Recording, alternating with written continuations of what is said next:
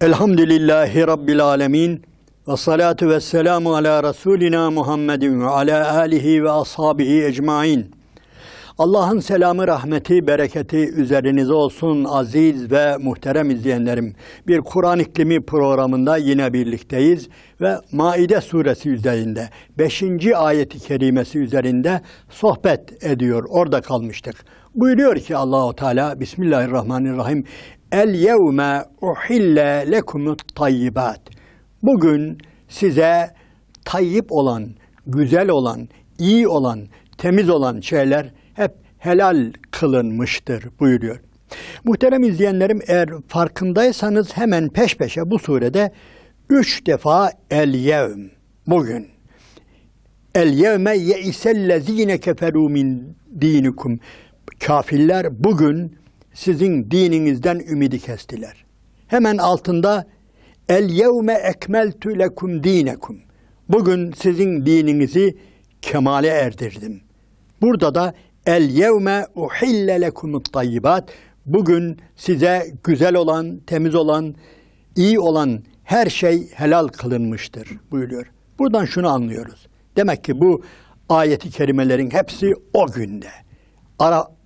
Arafat'ta, Arafat Vadisi'nde Arefe günü ve son inen ayetler olarak anlamak çok mümkün. Çünkü hepsi de böyle bu şekilde el yevme, bugün diye peş peşe gelmişler.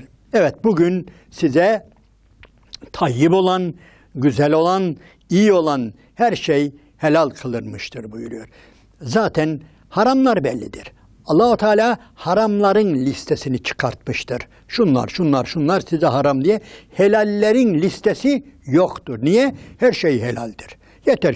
Yeter ki özel olarak haram kılınmasın. İslam'da böyle bir kural vardır. Yani hakkında bir hüküm yoksa, haram denilmemişse her şey helaldir. Eşyada asıl olan ibahadır, mübah olmasıdır, helal olmasıdır diye bir kural da vardır. Bu da ayrıca bilinmelidir. Bu Allahu Teala'nın bizler üzerine bir nimetidir ve devam ediyor. Başka tereddüt ettiğimiz bazı şeyleri varsa onları da açıklıyor. Zaten son hükümler ya bunlar. Ve ta'amullezine utul kitabe hillul lekum. Kendilerine daha önce kitap verilenler var ya, özellikle tabii Hristiyanlar, Yahudiler. Onların taamları, yemekleri, yiyecekleri sizin için helaldir. Ayrı bir lütuftur bu. Allahu Teala'nın müminlere büyük bir ikramıdır bu. Niye? Çünkü Allahu Teala biliyor. Dünya öyle bir dünya ki şu anda düşünebiliyor musunuz? Yani 2,5 milyar Hristiyanla bir anlamda iç içe yaşıyoruz. Avrupa'da, başka yerlerde, her yerde ehli kitap var. Komşularımız var, ticaret yaptıklarımız var, turizm, şu bu. Düşünebiliyor musunuz? Çalıştığımız, yani Avrupa, yani o kadar iç içe. Ya bir de Allah korusun bunun zıttı olsaydı gerçekten Müslümanlara bir güçtü. Yani Müslümanlar için bir zorluktu. Yani içinden çıkılmaz hale gelirdi. Bu Rabbimizin bize ayrı bir nimetidir. Nedir? Ve ta'amullezine utul kitabe hillul lekum. O kendilerine kitap verilenlerin taamları, yemekleri, yiyecekleri sizin için helaldir. Ve ta'amukum hillul lehum. Ve sizin yiyecekleriniz de onlara helaldir. Sizin yiyecekleriniz de onlara helaldir. Burada iki anlam var. Birincisi, zaten onlar Kur'an'ın şeysine mi itaat edecekler ki? Onlar haramı ve helali Kur'an'dan mı öğrenecekler ki kendilerin dininde başka böyle bir yasak varsa ne olacak diyebiliriz. Ama en azından bizim yedirmemizde bir mahsur yoktur. Bu daha geniş bir anlamdır. Yani siz ehli kitaptan Yahudilere, Hristiyanlara yiyecek ikram edebilirsiniz. Yani bir sakınca yoktur anlamı da var ve karşılıklı bir gün onların İslam'a gelme ihtimali, bu ayrıca bir açık kapıdır. Yani davet için, yani bu nedir? İslam'ın açtığı ayrı bir kapıdır. Bu da Allahu Teala'nın başka bir hikmetini içermektedir. Muhterem izleyenlerim, şey de geliyor, sadece yiyecek içecek değil. Nedir? Başka, vel muhsanatu minel müminati. Mümin bayanlar size helal kılındığı gibi özgür, hür, mümin bayanlar. Muhsan aslında muhterem izleyenlerim, muhsan kale ile alakalıdır. El hesnu kaledir. Yani kale gibi burçların içerisinde, surların içerisinde kendi namusunu, izzetini koruyan bir kadından bahsediliyor. Namuslu, özgür kadınlarla ne yapabilirsiniz? Evlenebilirsiniz. Onlar size helaldir. Ve bir de vel muhsanatu minellezine utul kitabe min qablikum. Sizden önce kendilerine kitap verilenlerin aynen bu şekilde namuslu, iffetli kadınları size helaldir. Evet. Demek ki ehli kitabın bayanları mümin erkeklere eğer namuslu ise, özgürse ve kendisini koruyan birileri ise helaldir. Onlarla evlenebilirsiniz. Bazı konular var burada. Mümin olmaları şart değil. Yani efendim önce nikah kıyarız, evlenir ama ondan sonra Müslüman olacaktır. Yok. Allahu Teala öyle bir şart koşmuyor. Bir Müslümanın Hristiyan bir eşi olabilir mi? Olabilir. Peki geldikten sonra da hala Hristiyanlığını, Yahudiliğini devam ettirebilir mi? Ettirebilir. Allahu Teala onları mutlaka çevirin Müslüman yapın demiyor bize. Bu da ayrı bir hikmettir. Onları çevirin Müslüman yapın demiyor. Başka bir şey. Bazı yazarlar, bazı alimlerimiz diyelim, bunu biraz daraltmak istemişler. Efendim o ehli kitaptan maksat işte o günkü Peygamber Efendimiz zamanındaki ehli kitaptı, şimdikiler ehli kitap sayılmazdı da şöyle böyle. Bu zorlamadır. Muhterem Müslümanlar, bu Allah-u Teala'nın Müslümanlara verdiği bir ruhsatı zoraki daraltmanın anlamı yoktur. Tamam, belki Avrupa'da ateistler vardır. Yani hiç Hz. İsa'yı da reddediyor, Hristiyanlığı da reddediyor, Allah'ı da reddediyor, Hz. Peygamber'i reddeden bir takım ateistler vardır. Efendim sadece Almanya'da yaşıyor diye, babası annesi Hristiyandır diye bunları da mı ehli kitap sayacağız falan? Tamam, bu doğrudur. Adam eğer bir bayan yani resmen yani hiçbirini kabul etmiyorsa, yani ne Hristiyanlığı, ne Yahudiliği, tabii Almanya'da yaşıyor diye, Fransa'da yaşıyor, Hristiyan bir ülkede yaşıyor diye biz bunları ehli kitap kabul etmeyelim. Tamam, bu doğrudur. Ama bayan kendisini resmen Hristiyan kabul ediyor. Kiliseye gidiyor. Ama efendim o günkü kilise şöyleydi de böyleydi de işte o günküler Hazreti İsa'ya şu kadar inanıyordu. Bugünküler şunu şöyle falan yok. İşte bunlara müşrik diyebiliriz. Ehli kitap demeyiz. Bunlar İsa Allah'ın oğludur falan. Hayır. Ehli kitaptır bunlar.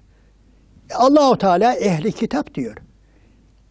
Yani burada büyük bir münakaşaya müncer olacak bir şeye girmek istemiyorum. Okuduklarımdan bunu aktarıyorum size. Ulema, ciddi ulemanın önemli bir bölümü diyor ki o günün Hristiyanı bugünün Hristiyanı aynıdır. Öyle fazla bir değişiklik yoktur. Ehli kitap, dünkü ehli kitaptır. Biz nasıl ki yani birileri çıkıp şunu diyebilir mi yani efendim Müslümanlar, o eskiden idi Müslümanlar. Bugünkü öyle nüfus cüzdanında Müslüman yazdığına falan biz bakamayız. Bunlar Müslüman değildir demek. Bu tekfir mantığıdır. Bu yanlış bir şeydir. Nasıl ki Müslümanları tekfir etmek yanlış bir şeyse adam eğer ben Hristiyanım diyorsa yani Hristiyandır. Bu kadar. Başka bunu irdelemenin, ince dokumanın, elemenin bir anlamı yoktur. Bu Allah-u Teala'nın rahmetini daraltmaktır. Evet, bunlar nedir? Bunlarla evlenilebilir, bunlarla yuva kurulabilir ve bunlar dinlerini değiştirip tekrar Müslüman olmak durumunda değildir. Fakat muhterem izleyenlerim, kendi söylediklerimizde çelişkiye düşmek değil de fakat şuna da dikkat etmek lazım.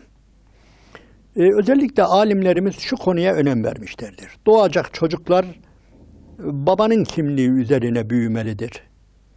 Yani Müslüman bir baba eğer Hristiyan bir anneyle, Yahudi bir anneyle yuva kurmuşsa, çocuklar olmuşsa bu çocuklar babanın dini üzerine, babasına bırakılacak bu.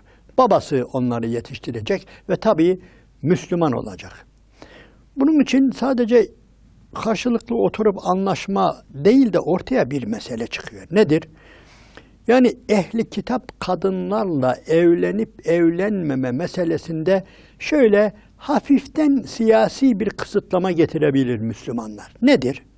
Haşa Allah'ın helalini haram kılma, yasaklama değil de öyle bir ortamda yaşıyorsunuz ki oraya her şeysiyle Hristiyanlar hakim. Hristiyanların borusu ötüyor. Hristiyanların dediği oluyor. Toplumda, mahallede, okulda, her yerde Hristiyan. Bu arada böyle bir bayan, oradaki bir sığınmacı, bir Müslüman erkekle evlenmişse ve Müslüman erkeğin sözü fazla geçmiyorsa, işte bu evliliklere biraz İslam alimleri sınır getirmek istiyorlar ve haklı olarak. Yani çünkü kurulacak yuvada, doğacak çocuklarda yani nedir? Müslümanın sözü geçmeyecekse, orada o toplumun söylediği olacaksa, yani o çocuklar tekrar Hristiyan olacaklarsa, böyle bir evliliği haram kılma değil de, yani haramdır deme değil de, siyasi anlamda bu evlilikler biraz kısıtlanabilir veya böyle bir fetva verilebilir. Söz sende değilse, söz Müslüman erkekte değilse ve orada Hristiyan kamuoyu diyelim. Hani mahalle baskısı diyorlar ya bugün, mahalle baskısı olarak eğer Hristiyanlık hakimse, her yerde Hristiyanların dediği oluyorsa ve senin çocukların bile eğer Hristiyan kültürüne göre yetiştirilecekse, yani böyle bir evlilik, yani hayırlı bir evlilik değildir elbette. Ha, bu Hristiyanla evlenmiş olmaya gerek yok.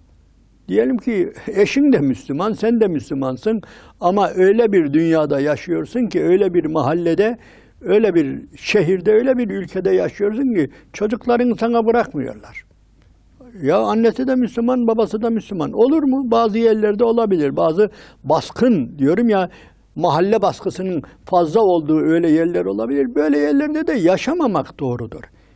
Öyle ya, benim çocuğumu alacaksa benden, aynen bir Hristiyan gibi yetiştirecekse, annesi de Müslüman, babası da Müslüman ama mahalle Müslüman değil, ülke Müslüman değil, okul Müslüman değil ve böyle bir Hristiyan veya Yahudi bir baskı var. Senin çocuklarını senin elinden alıyorsa zaten annesi Hristiyanmış falan önemli değil. Annesi Müslüman olsa da eğer, yani bu beladan kurtulamıyorsak yapılacak şeylerden birisi nedir? Hicrettir. Hicrettir. Orada terk edilmelidir.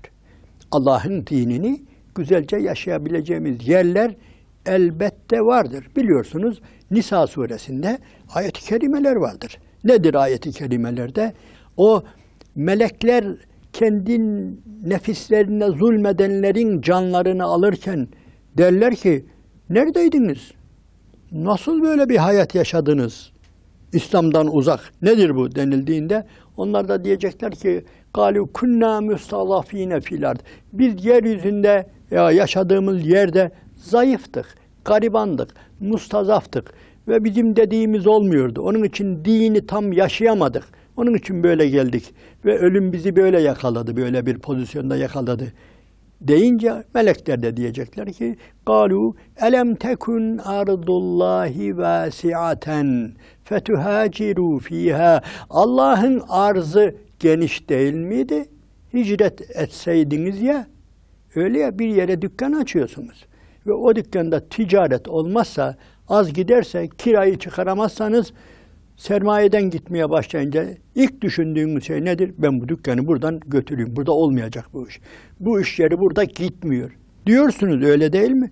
Canım, biraz da dinimize, imanımıza da bakalım. Ya burada efendim artmıyor ya. Burada ne çocuklarımız Müslümanca hayat yaşayabiliyor, ne kendimiz sesimizi çıkarabiliyoruz. Hiçbir şey olmuyor. Yani Allah korusun, gidiyor artık, sermayeden gidiyor. Fitilden yanmaya başladık. Diyorsanız ne yapacaksınız? Aynen dükkanı, iş yerini, atölyeyi değiştirdiğiniz gibi oradan başka yere gideceksiniz. Burada bu siyasete dikkat etmek lazım. Demek ki Müslümanlar olarak yani ne yapacağız? Yavrularımızı da düşüneceğiz. Yani sadece kendimizi değil, yavrularımızı da düşüneceğiz ve o yavrular Bizim yavrularımız, annesi Hristiyan, biz Müslümanız ama o yavruların sonu ne olacak? Eğer annesinin dinine çekecekse bu kötü bir şey. Buna alimlerimiz cevaz vermiyor ve bir de söylediğimiz gibi adımız Müslüman ama bize Müslümanlığımızı yaşatmıyorlar. Böyle bir baskı altındaysak, böyle bir illaki kanuni baskı değil de hani mahalle baskısı diyor. Buna benzer baskılardan dolayı dinimizi haykıramıyorsak, dinimizi ızhar edemiyorsak ki İslam'ın en önemli yönlerinden birisi aziz ve muhterem izleyenlerim ızhar etmek, zahirde olmak. Yani açığa çıkmak, açıkta olmak. Bismillahirrahmanirrahim. Huvellezî ersele rasûlehu bil huda ve dinil hakkı li yuzhirahu ale'd-dini kullih. Yani o öyle bir Allah'tır ki Resulünü hak din ile göndermiştir ve diğer dinlerin üzerine zahir olsun, açıkta olsun, galip olsun diye. Yani zahirin anlamı, geniş anlamı vardır. Zahirin bir başka anlamı ızhar, açığa çıkmak, açıkta olmak, net ve berrak bir şekilde görünürde olmak. Sen dinini böyle kıyıda, köşede, mıymıntı gibi böyle hiç yani gizliyoruz, açığa çıkaramıyorsan bırak. Git oradan. Orayı bırak. Ya çaren varsa, imkanın varsa, orayı terk etme imkanın varsa yani inne ardı vasiatun fe iyyâye fa'budun diyor Allahu Teala. Benim arzım geniştir diyor. Gidin oralarda bana ibadet ediniz buyuruyor. Evet, biz bu bir ölçüdür. Bunu evlilik hayatında da yani ısrarla korumak durumundayız. Demek ki müminler yani ehli kitabın bayanları helal kılınmıştır. Zıttı yok. Zıttı yok. Allahu Teala onu demiyor. Yani mümin bir bayan Hristiyan, Yahudi bir erkekle evlenebilir mi? Evlenemez. İsterse İslam ülkesinde olsun. İsterse İslam ülkesinde olsun nedir? Evlenemez. Bir Hristiyanla, bir Yahudi ile, bir Yahudi erkekle, bir Hristiyan erkekle Müslüman bir bayan evlenemez. Efendim evleniyorlar. Biz onların üzerinde yaptırım gücümüz yok. Ama evlenemezler. Bu böyle bilinmelidir. İslam buna cevaz vermemiştir. Cevaz veren bir alime rastlamadık biz. Evet, bu ayeti kerime üzerinde belki daha çok şeyler söylenebilir. Hatta siz dinledikçe belki aklınıza yeni sorular gelebilir ama inşallah yeri geldiğinde belki yine tekrar temas edebiliriz. Ama bugün bu ayeti kerimeyi burada bitiriyoruz. Çünkü Maide suresi uzun bir sure. Her ayet üzerinde birkaç ders yapacak olursak maalesef işin içinden çıkamayız. Bir de bütününü de kaybederiz. İnşallah Teala önümüzdeki hafta 6. ayet-i kerimeden kaldığımız yerden devam ederiz. Allah'ın selamı, rahmeti, bereketi üzerinize olsun aziz ve muhterem kardeşlerim.